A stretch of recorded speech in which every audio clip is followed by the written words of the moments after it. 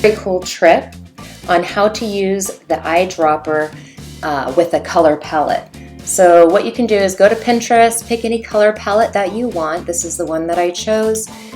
You're going to click on your shape. You're going to come up to Shape Filler. Click the drop down. Go to More Fill Colors. Click the eyedropper.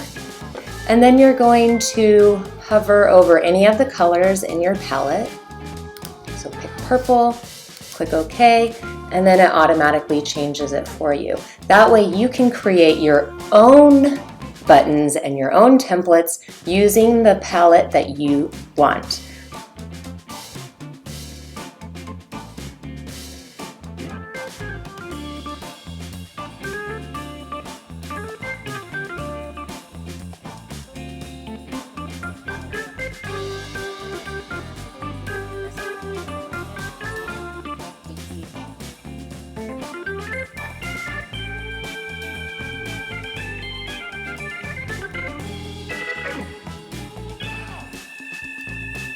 And voila, you have it.